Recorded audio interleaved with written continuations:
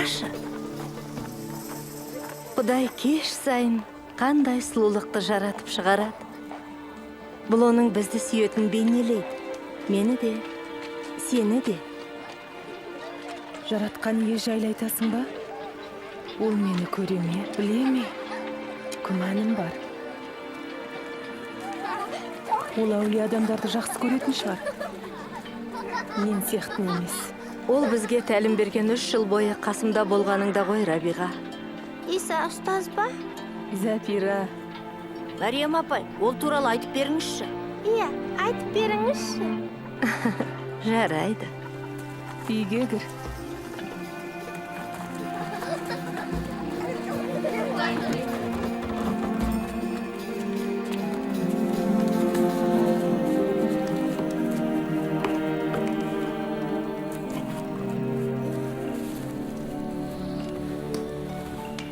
Ал, ең басынан бастап айтайын. Исаны кездестіргеннен бастап па? Жоқ, Исаның тарихын түсіну үшін әңгімені басынан бастау керек. Киелі кітапта жазылғандай. Әуел баста Құдай жер, өсімді, құстарды және теңіз жануарларын жаратты.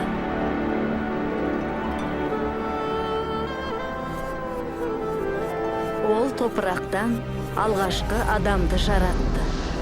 Оның мұрнына тіршілік лебін үрледі. Атын Адам деп қойды. Сонда Құдай адамның жалғыз болғаны дұрыс емес, оған сай көмекші жаратайын деді. Құдай адамның бір қабырғасын алып, содан Хауа есімді әйелді жаратты. Адам ата мен Хауаны Құдай олар үшін дайындаған Эдем бағында Құдайдың қасында өмір сүрді. Құдай олармен бірге болып сөйлесетін. Ол бақта азап, қанау, өлім атымен жоқ еді. Құдай адамға күллі ағаштардың жемісін жей бер. Тек жақсылық пен жамандықты танытатын ағаштың жемісін жеме. Егер одан жесең, өлесің деп ескерткен болатын.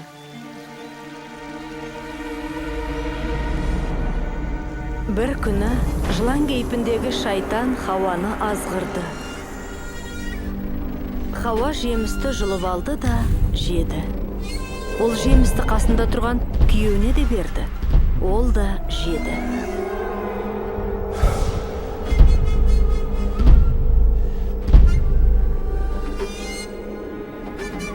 Адам мен Хауаның масқара бағынбаушылығы бақтағы татулықты жойды. Еркек пен әйелдің арасындағы татулықты да, екеуінің Құдаймен татулығын да жойып жіберді. Еркек тер төгіп азаптанып еңбектенуге кесілді. Ал әйел толғатқанда азап шегіп, күйеуінің билігіне бағынуға үкімделді. Бірақ Құдай оларға тағы мынадай уәде берді. Болашақта әйелдің ұрпағы жыланның басын мыжитын болады. Киелі кітапта рахымды Құдайдың өзінің жаратылысына татулық пен салтанатты қайтарып беруді ұйғарғаны туралы айтылады. Құдай осы жоспарының бір бөлігін Ибраим пайғамбарға ашты. Ибраим Құдайға сенім артып, оны қастерлейтін. Құдай Ибраимды және ол арқылы барлық ұлттарды жарылқауға уәде берді. Бір күні Құдай Ибраимды сынады. Ол Ибраимға өз ұлыңды құрбандыққа шал деп бұйырды.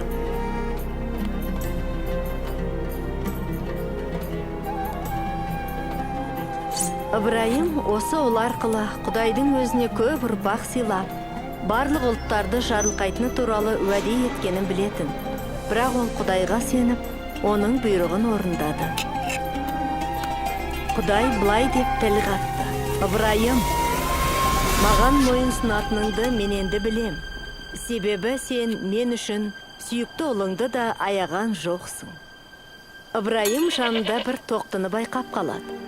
Ол тоқтыны ұлының орнына құрбандыққа шалады. Құдайдың осылай құрбандықты өзі тауып бергені, оның болашақтағы ғаламат ісіне меңзеп тұр. Құдайдың бұл ғаламат ісі күнәнің және өлімнің қарғысын бұзып, адамдардың өзімен тығыз байланысын қалпына келтіретін болды.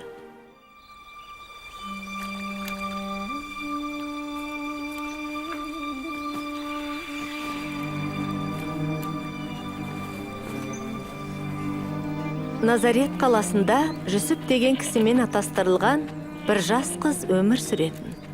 Қыздың аты Мәриям еді.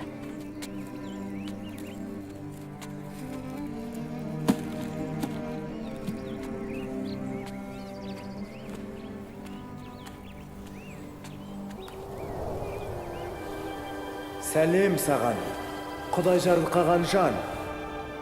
Қорықпа, Мәриям, саған Құдай рақымын түсірді.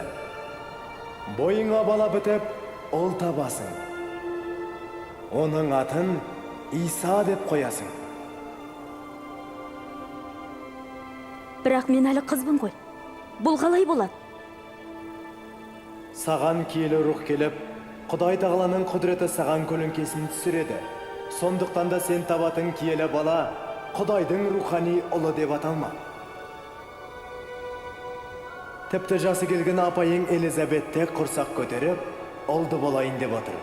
Оны жүк бедеу дейтін. Ал енді оның жүкті болғанына 6 ай болды. Себебі Құдай бәрін істей алады. Мен Құдайдың пендесімін. Сіздің айтқаныңыздай болсын.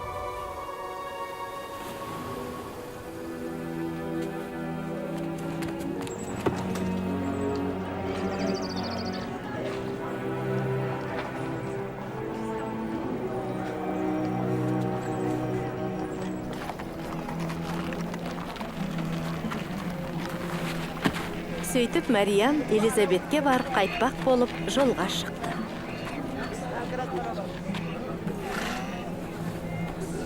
Элизабет! Мәриям,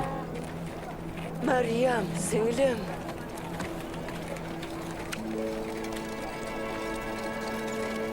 О, бұл рас екен. Әйелдердің ішіндегі ең жарылқанған сенсің. Құрсағыңдағы нәресте де жарылқанған.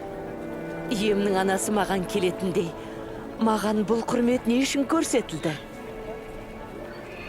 Сенің сәлеміңді естігенімде, ішімдегі бала қуана тыпырлап қоя берді. Жүрегім иеме мақтау айтар. Маған назар аударған жаратушы ием, құтқарушым Құдайға жаным қуанар. Енді барша адам мені жарылқанған деп атайтын болады.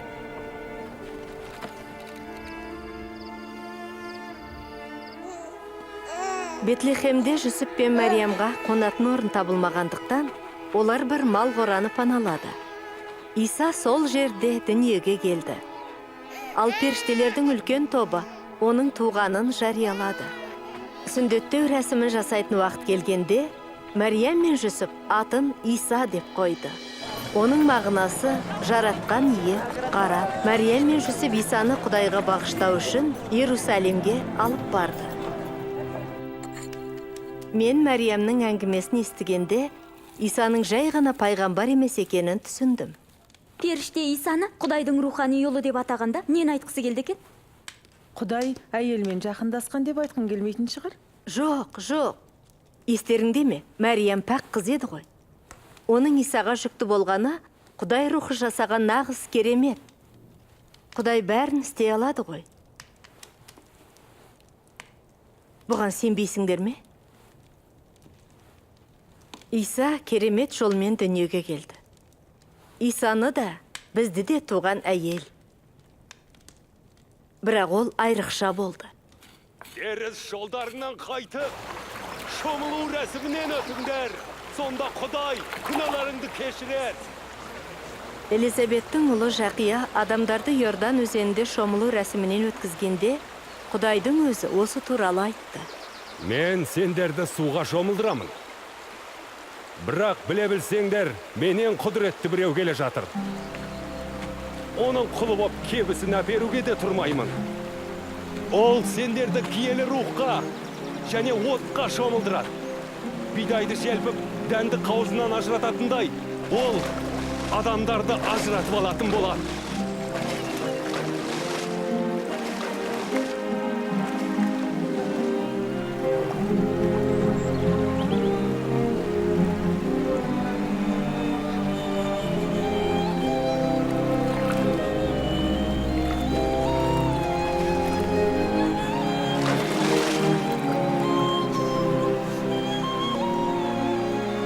Сонда көгершін бейнесіндегі киелі рух Исаның үстіне қонды.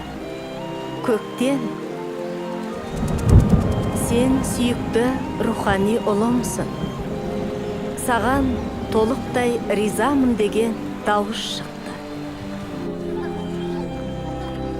Мұнан кейін Иса бүкіл аймақ бойынша тәлім беруге шықты. Исаның тәлімі өзінің билігін растап отырды.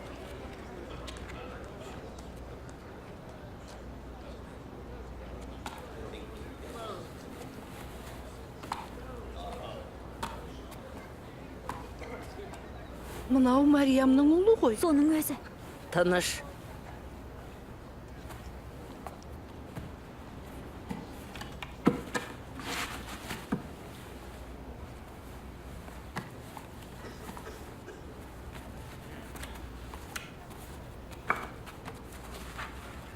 Жаратқан ие маған өз рухын қондырды. Ол мені жарлыларға ізгі хабар жеткізуге тағайындап, тұтқындарды босатып, зағиптарға көралатын жар салуға жіберді. Мені езілгендерді қанаудан азат етуге, және жаратқан иенің кешірім беретін жылын жариялауға да жіберді. Тәлімі жақсы.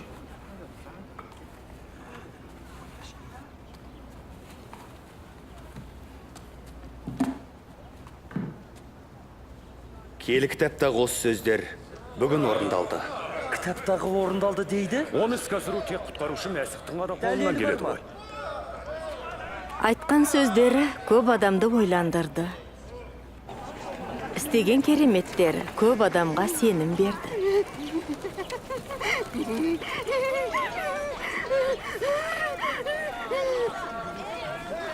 Әне ол. Қайтадан бастады.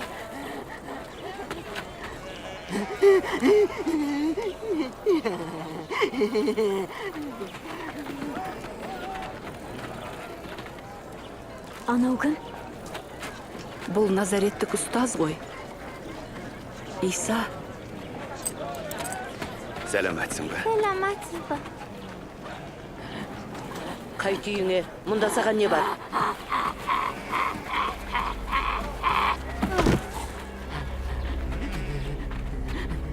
Ұстаз, оған қарамаңыз. Ол арамданған жаман әйел ғой. Мариям, Назареттік Иса, бізде нең бар? Кім екеніңді білеміз. Сен Құдайдың жіберген киелісісің. әй жындар!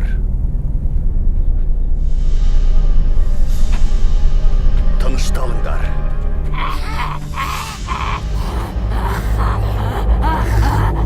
Бұл әйелден шығыңдар.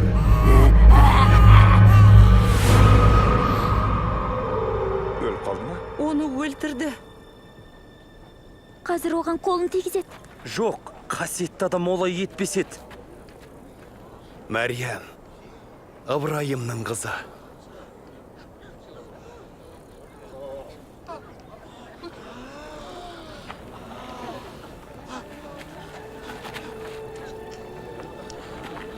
Жоқ, өлмек. Олтыр екен. Бұл керемет қой. Мына адам кім? Тіпті жындар да оған бағынады. Бұл керемет қой. Нағыз ғажап екен. Бұл қалай болды? Рахмет.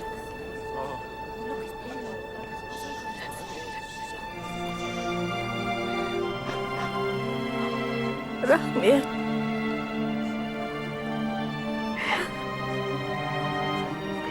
Рахмет. Рахмет.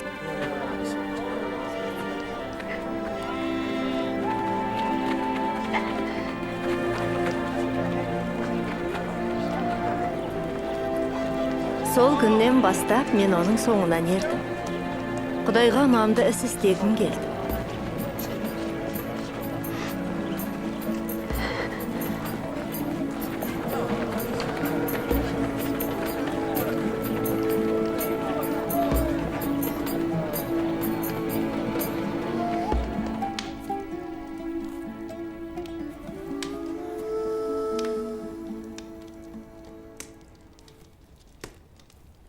Көп жыл қарабет болып өмір сүріп келдім. Ал Иса абыройымды қалпына келтірді. Ол құдіретімен сол жындарды қуып шығарды. Запира. Дина, сен де Исаның тәлімін тыңдап, кереметтерін естідің ғой. Рас. Онда Исаның жолына неге түскенімді білесің ғой. Жалғыз мен ғана емес едім. Біздің рухымыз да, тәніміз де аш болды.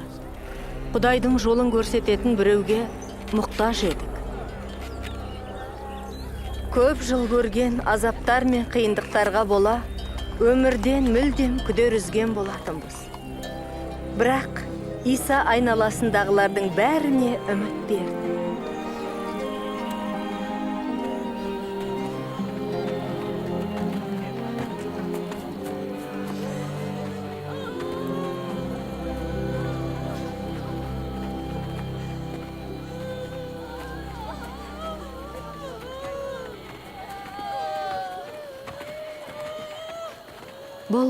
Бұл кім?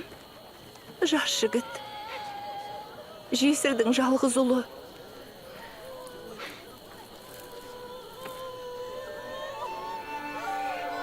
Балам, түрегел.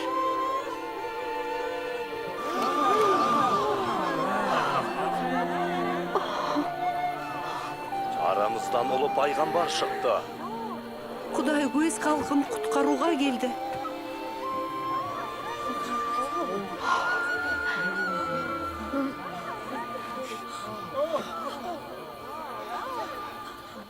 Тек өзіңді жақсы көргенді ғана жақсы көрсең, қандай жарлыққа олмақсың?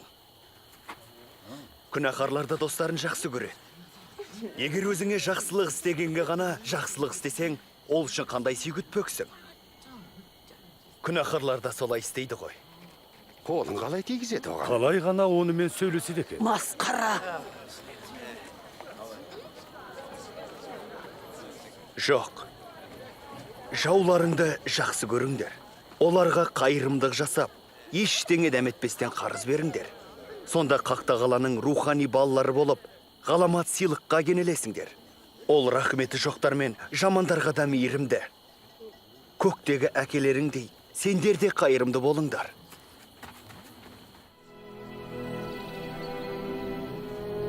Иса былай деп үйреткен. Құдай тіпті зұлым күнәһарларды да жойылуға тиіс дұшпан деп емес, адасқан қой сияқты көреді. Оларды іздеп тауып, қайтарып алуға тырысады.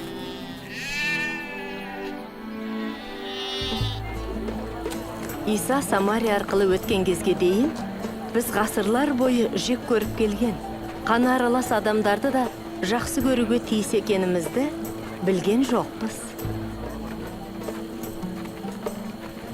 Мына елді неге бәрі жаман көреді? Ол самариялық. Соның өзі жарамай ма?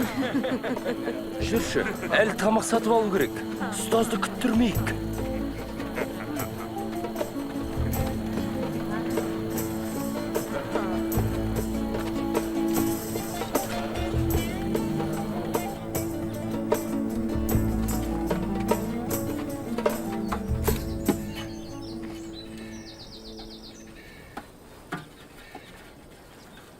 Маған жетін су бересің бе? Сіз яхудисіз, ал мен самариялықпын. Менен қалайша су сұрайсыз? Құдайдың беретін сыйын, әрі сенен кімнің су сұрап отырғанын білгеніңде, сен өзің одан су сұрар едің. Әрі ол саған өмір суын берер еді. Мырза, сізде шелек те жоқ. Ал құдық терең. Оны қайдан алар едіңіз? Бізге бұл құдықты Жақып бабамыз қалдырған. Одан өзі де бала шағасы да малы да ішкен. Сіз бабамыз Жақыптан да ұлы емес шығарсыз. Мына судан ішкен адам тағы да шөлдейді. Ал кімде-кім мен беретін судан ішсе, ол мәңгі бақи шөлдемейтін болады. Мен беретін су оның ішінде мәңгілік өмір сыйлайтын бұрқылдап жатқан қайнарға айналады. Мырза, маған да беріңіз. Сонда мен қайтып шөлдемеймін. Су алуға осында келудің де керегі болмайды. Бар, күйеуіңді шақырып ертіп кел. Менің күйеуім жоқ. Күйеуім жоқ деп шыныңды айттың. 5 рет күйеуге шықтың. Ал қазір бірге тұрып жатқаның күйеуің емес. Мұны дұрыс айттың. Сіз пайғамбар екенсіз, мырза. Самариялық бабаларымыз мына таудың басында мінәжат еткен. Ал сіздер Құдайға Иерусалимде сүйіну қажет дейсіздер, қайсысы дұрыс? Айтқаныма илан. Көктегі әкеге тек осы таудың басында және Иерусалимде ғана сыйынбайтын замандарыңда келе жатыр. Сендер өздерің білмейтін біреуге табынып келесіңдер. Сыйынушылардың Құдайдың рухына кенеліп, көктегі әкеге шындап бас ұрып сыйынатын уақыт болады. Тіпті келді де. Құдайдың өзі рух, сондықтан оған сыйынатындар оның рухына кенеліп, шындықпен сыйынуға тиіс. Манағы әйел ғой. Онымен неге сөйлеседі, а? Оның кім екенін білмей ме?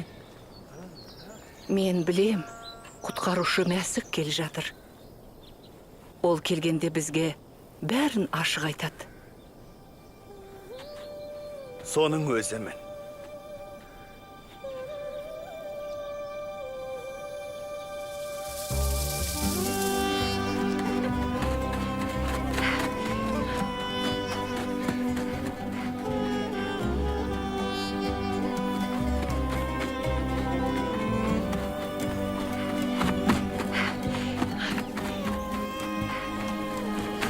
Ана адам істегендерімнің бәрін дәл айтып берді. Жүріңдер.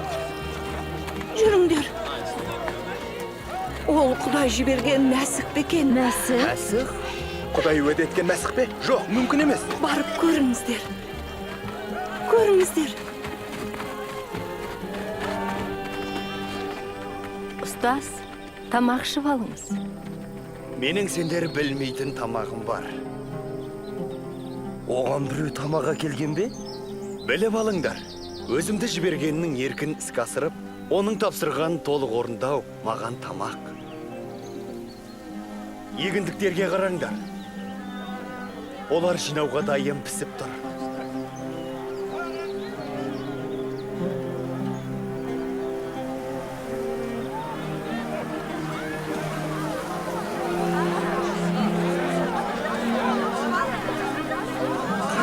Қаншама көп адам келе жатыр. Бізге хабар самариялықтарға да ма?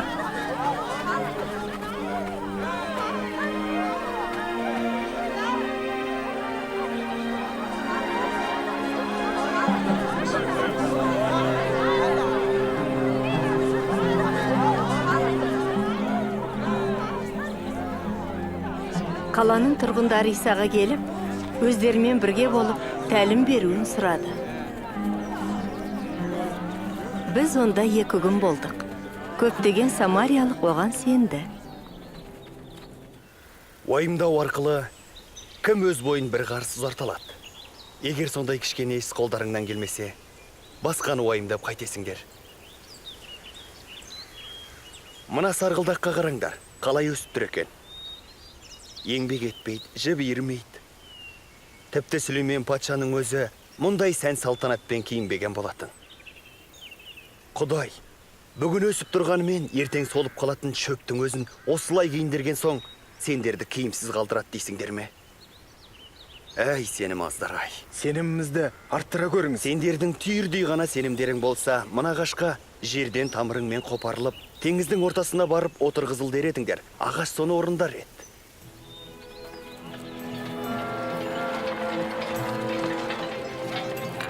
Адамдарды азғыратын жайттар сөзсіз туындайды. Ал олар кім арқылы туындаса, сол қасіретке қалады. Оның мынандай кішкенелердің біреуін азғырғанша, мойнына тас байланып, теңізге тасталғаны өзіне жақсырақ болар еді. Құдай патшалығы неге ұқсайды? Ол мынаған ұқсас. Бір адам титтей қыша дәнін бақшасына екті де. Дән өсіп, құстар ұясалатындай жайқалған биік ағаш боп жетіледі. Не деп тұр мынау? Айтқанын түсінбедім. Сен неге қайдағы бір салық жинайтын күнәһарлармен бірге тамақ ішіп отырсаң?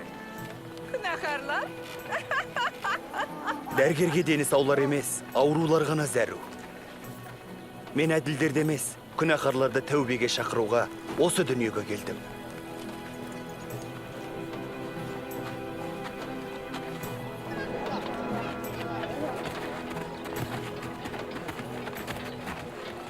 Шапанына қол тигізсем, сауғамын.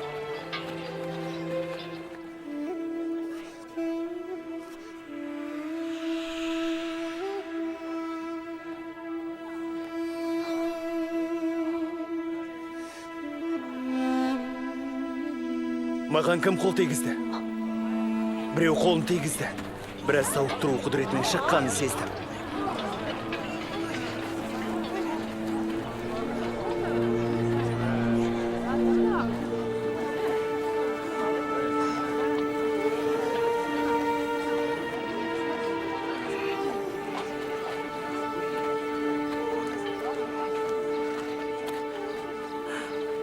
Қол тегізген менмін. 12 жыл бойы қансырап ауырдым. Қолда барды дәрігерлерге жұмсадым, бірақ түк шықпады.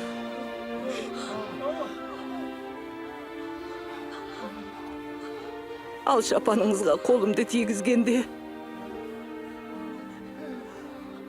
сауығып кеттім.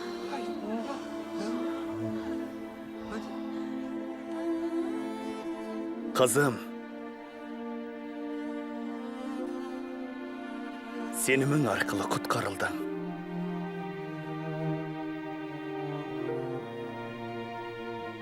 Аман есен қайта бер.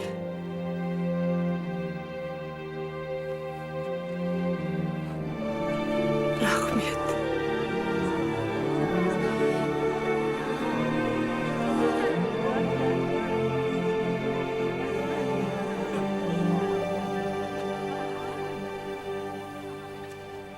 Оны қызым деп атады ма?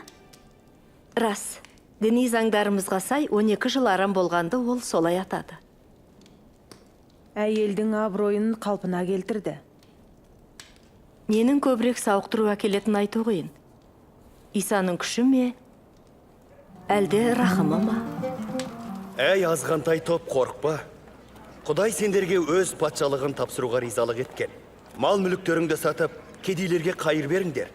Осылай тоз байтын қалта жасап, ешқашан таусылмайтын байлықты көкте жинаңдар.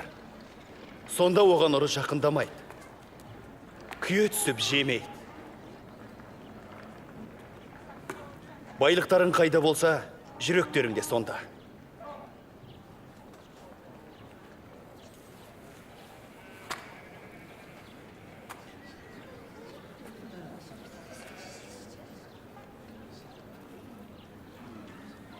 Әй мүсәпір, енді ауруыңнан құтыласың.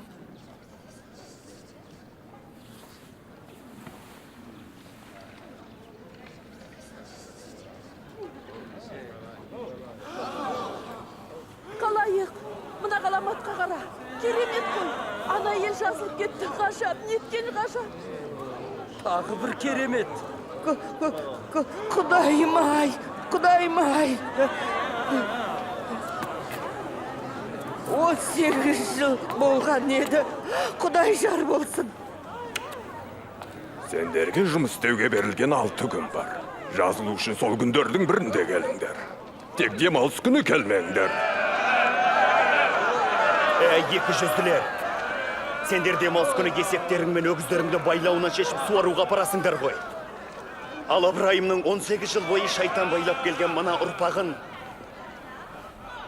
сол бұғаудан демалыс күні босатуға болмай ма?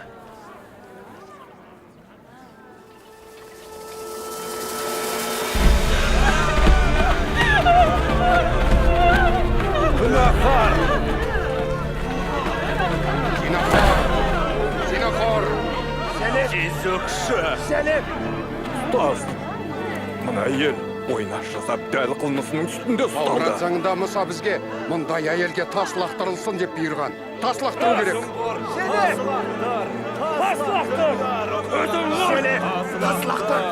Ал сіз не дейсіз?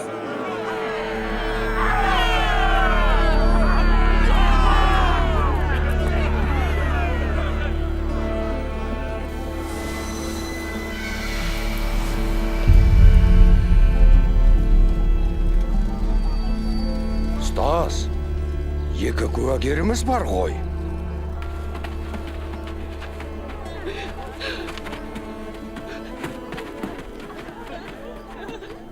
Қандай шешім қабылдай?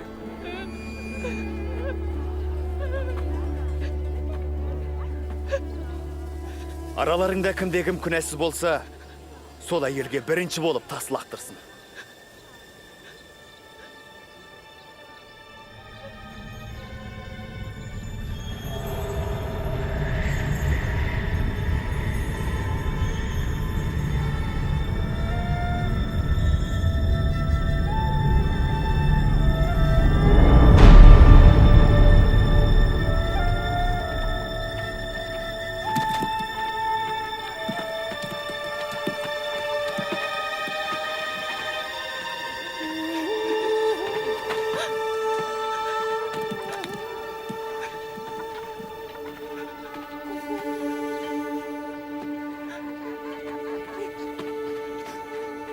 Қара, олар қайда кетті? Саған ешкім үкім шығарған жоқ па? Жоқ, мырза. Мен де саған үкім шығармаймын.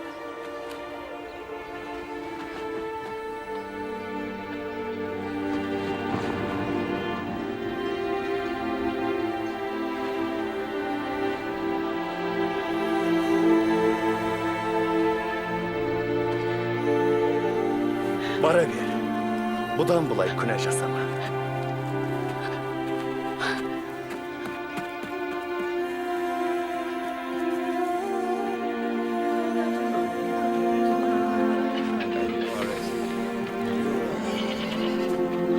Өтінем, мені көтерші. Отыра ғой иығыма. Енді көріп тұрсың ба? Исаны көріп тұрмын. Бір диқан тұқым себуге шықты. Демалыс күні істе. Дәннің кейбіреуі жол бойына... Діни заңды бұзады. Оны құстар шоқып жеп қойды. Күнәһарлармен дос болады. Егер ол осылай кете берсе, жұрттың бәрі оған сенеді. Сонда римдіктер шара қолданып киелі үйімізді қиратып тастайды. Бірге өскендіктен қалың тікен өсірмейді. Жауларының Исаға қарсы жасаған қитұрқы әрекеттерінен түк те шықпады. Әр сабақтан Бірақ жұрттың оған Мәсіх деп сенуін қалай да болса тоқтату керек деп шешті. Олар Исаны ұстап беруге дайын біреуді тапты.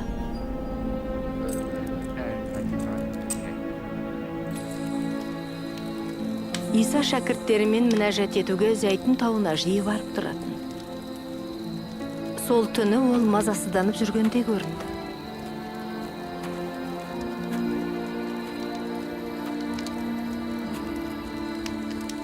Неге ұйықтап жатырсыңдар?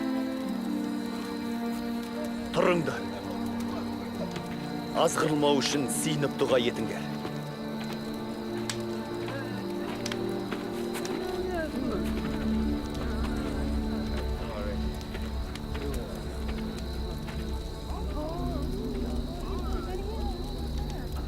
Яхуда.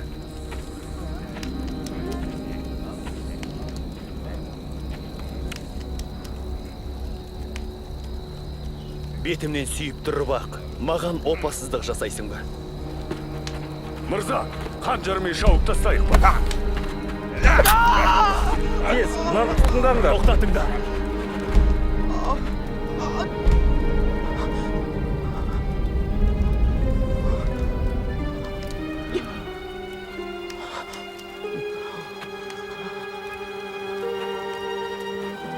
Қарақшыны ұстайтындай семсермен сойыл алып келдіңдер ме? Күн сайын ғибадатханада бірге болғанда маған қарсы қол көтермедіңдер. Ал қазір орайларын келіп. қара түнек билік жүргізіп жатыр.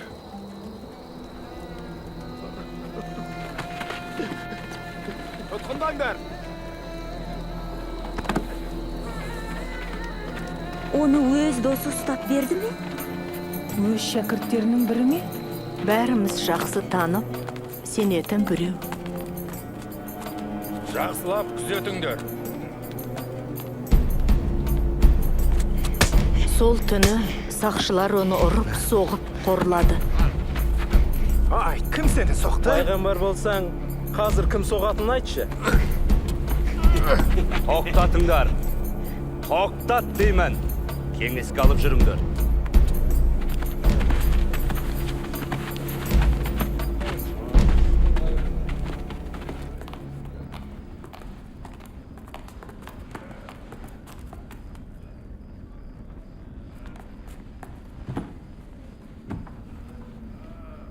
Шыныңды айтшы.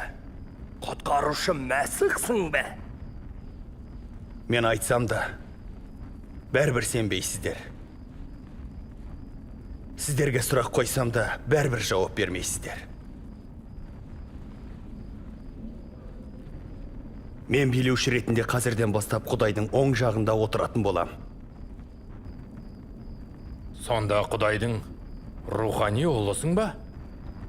Сол екенімді өзіңіз айтып тұрсыз. Ол тәңірге тіл тигізді. Оның оның сөздерін естідіңіздер ғой. Не айтқанын өзіміз естідік. Ол өлім жазасын алайық.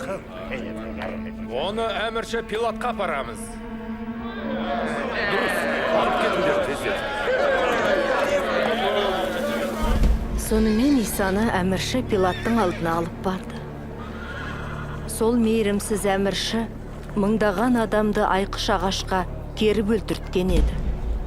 Таң атпай мазамды алатындай. Не болып қалды сонша? Жұртты асқырып жүрген зұлымды әкелді. Ғибадатхана базарында халық арасында бүлік туғызды.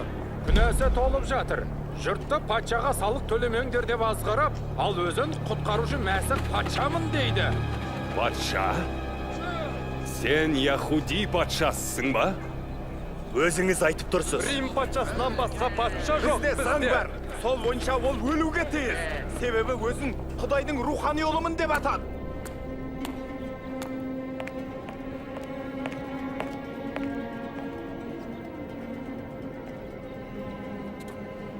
Ол адам өлімге кесетінде қылмыс жасамады.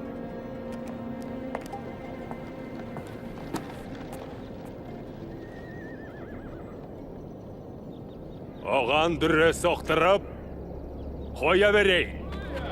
Оны қоя берсеңіз, Рим патшасының досы емессіз.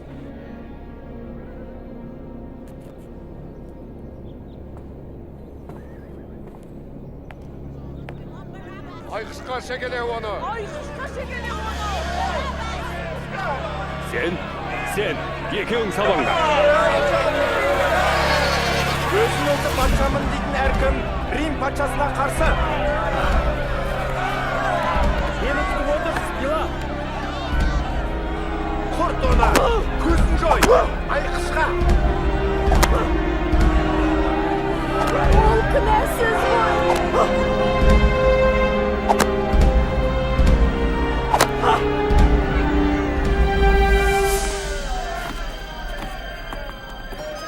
Айқышқа шегеле оны.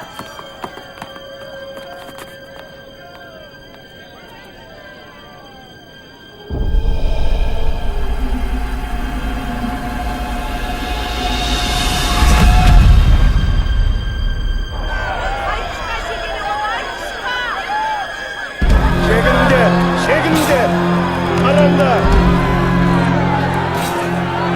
Қане жол беріңдер. Әрі кетіңдер.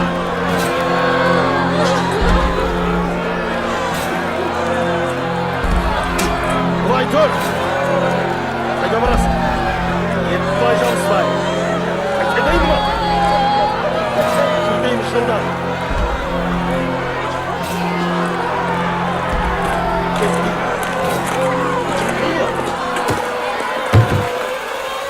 Рüge!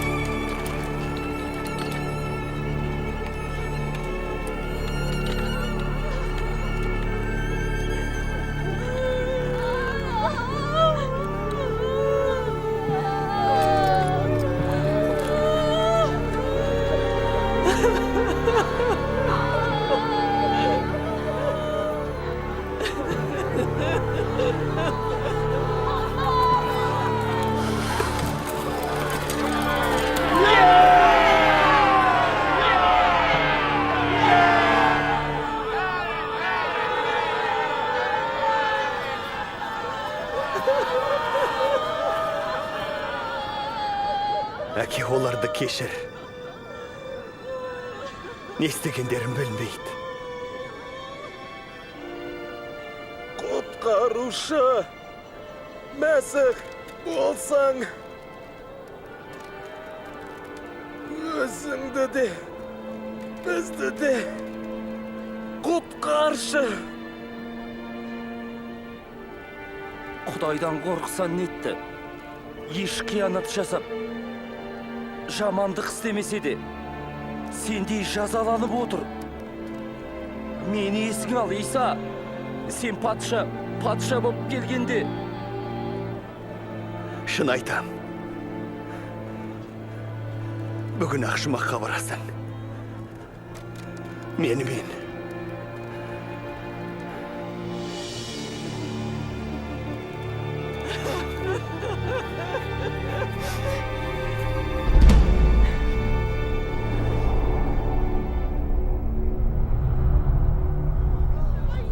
Тал түс шамасында айналаны 3 сағатқа қараңғылық басты.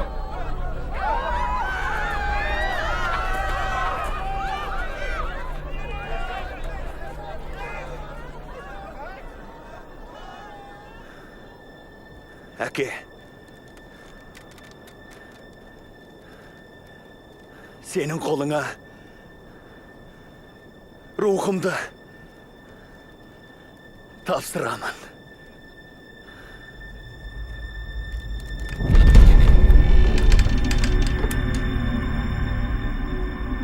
О, Құдай, мейірімді бол. Бұл шынымен әділ адам болған екен.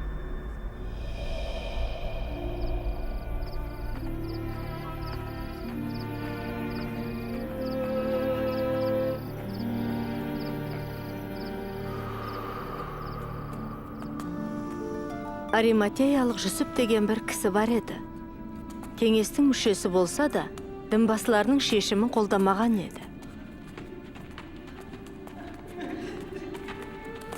Демалыс күні басталғанға дейін, қабірге қойып үлгеру үшін, ол Пилаттан Исаның денесін сұрап алды.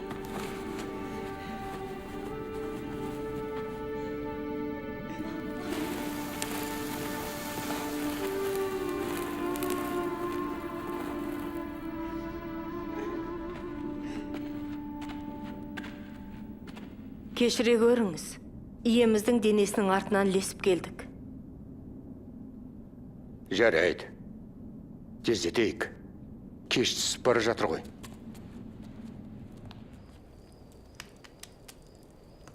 Оны неге өлтіруге тиіс болды? Ол Құдайдан келді. Неге Құдай оның өлуіне жол берді? Мен де соны ойлап дал болдым. Тіпті жындар Исаға бағынатын. Ол бір сөзімен өлілерді тірілте алатын. Қаласа өзін құтқара алар еді ғой. Құтқарушы Мәсіх осы деп, 3 жыл оның соңынан еріп жүрдім. Ал енді ол өлгенде, мен не істеуім керек еді? Қайғылы оқиға екен. Бірақ соңы сондай қуанышты.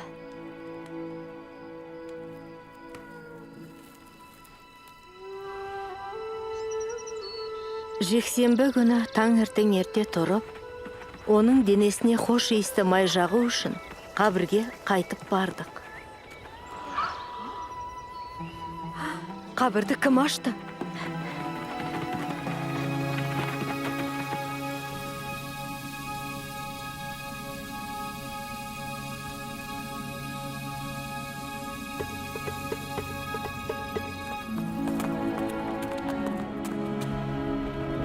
Петр, Жақып, Жохан, тыңдаңдар. Қабір ашық жатыр. Біз ішіне кірдік, бірақ иеміздің денесі жоқ. Біреу денені алып кетіпті. Қайда апарып тастағанын да білмейміз. Иеміздің денесі жоқ дейсіңдер ме? Барып көріңіздерші.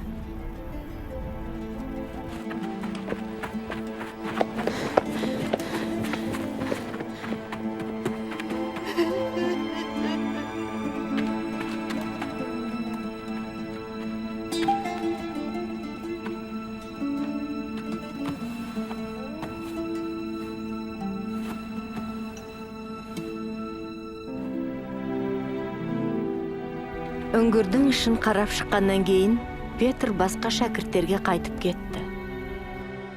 Мен болсам, сол жерде жылап отыра бердім.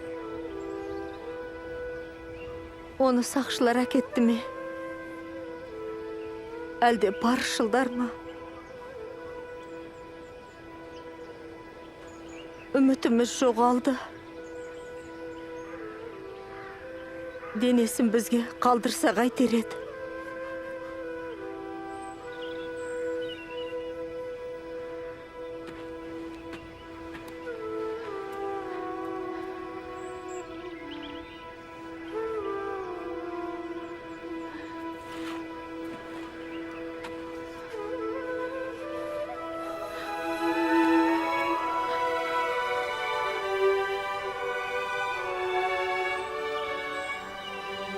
Қарындас, неге жылап тұрсың?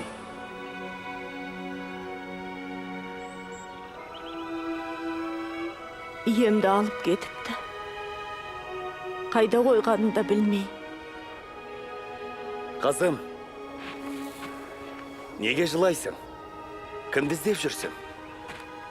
Мырза, оны сіз әкетсеңіз, қайда қойғаныңызды айтыңыз. Мен оны алып келейін. Мәриям.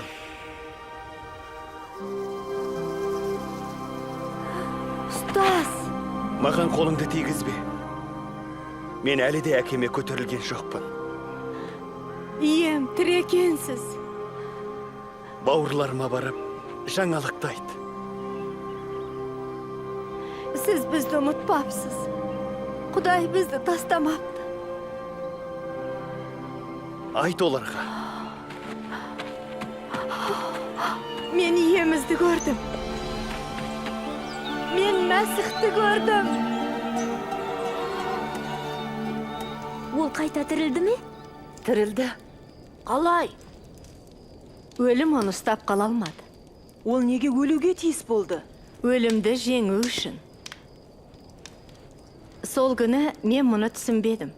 Бірақ содан соң Иса бірнеше рет көрінді де бізге тәлім берді.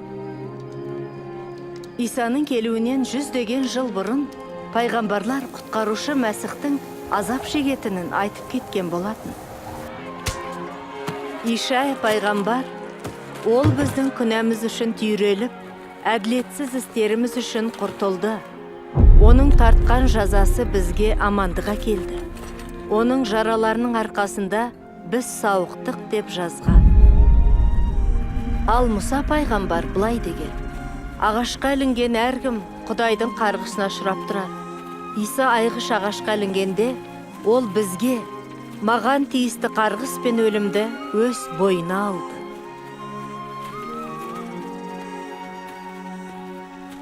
Оның құрбан болуымен қайта тірілуі бізді зұлымдықтың шеңгелінен құтқарып, шайтанның билігінен, әрі қорқыныш пен масқараға толы өмірден азат етті.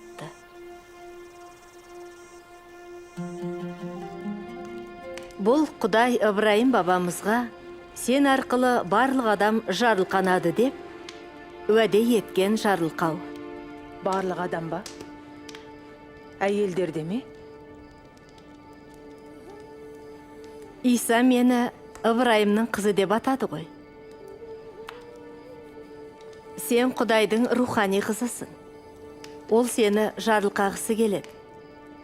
Қансыраудан сауықтырған әйелді жарылқағандай. Әрі мені де. Енді әрқайсымыз қорқыныштан да, масқарадан да арыламыз. Бұдан былай өзімізді маңызсыз деп санаудың қажеті жоқ. Иса өзі туралы былай деген: Жаратқан ие маған өз рухын қондырды. Ол мені жарлыларға ізгі хабар жеткізуге тағайындап, тұтқындарды босатып, зағиптарға көре алатынын жар салуға жіберді. Мені езілгендерді қанаудан азат етуге, және жаратқан енің кешірім беретін жылын жариялауға да жіберді.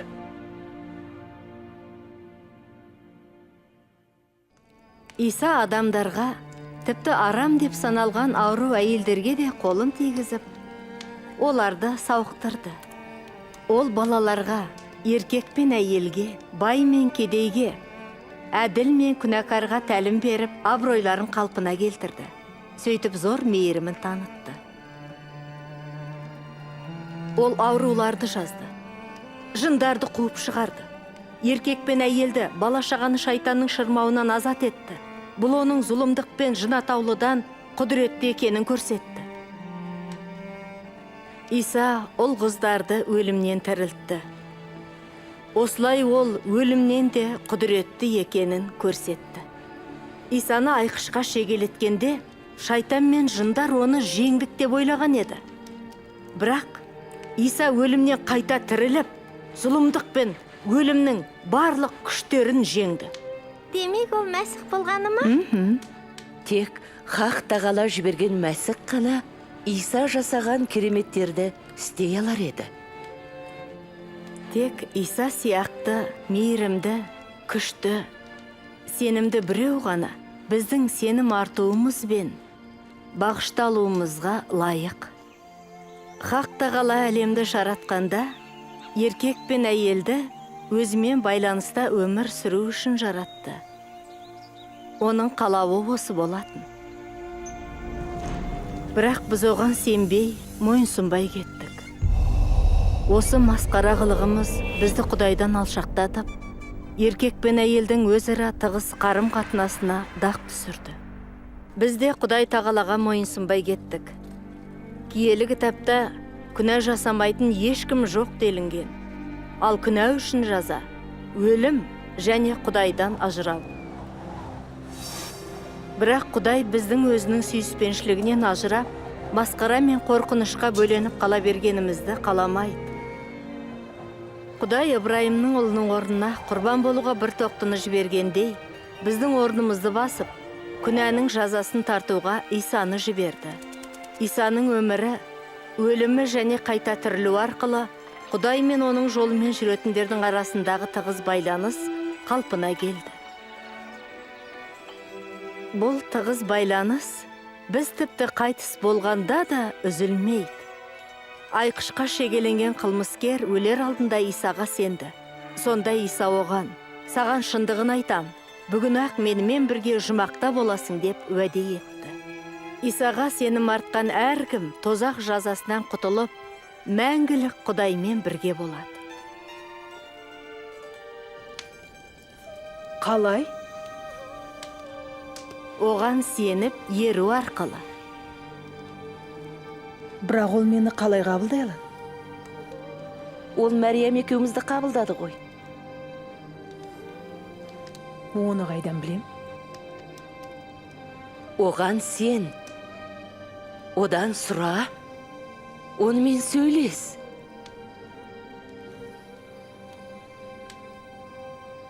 Уа Құдай, көктегі әке, сен киеліде әділісің.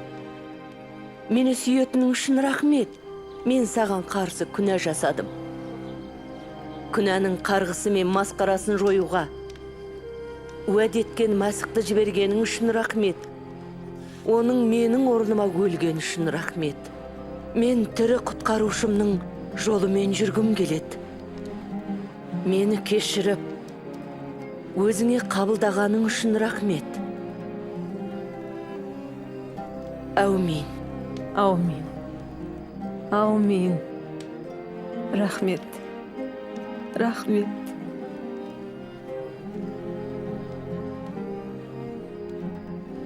Иса былай деді, менің отарым даусымды таниды. Оларды жақсы білем. Олар соңымнан ереді.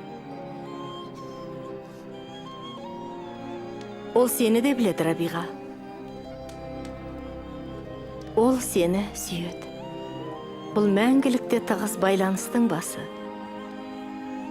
Байланыс біз Исаны білген сайын өсе береді. Біз оның сөзін тыңдап, іске асырып,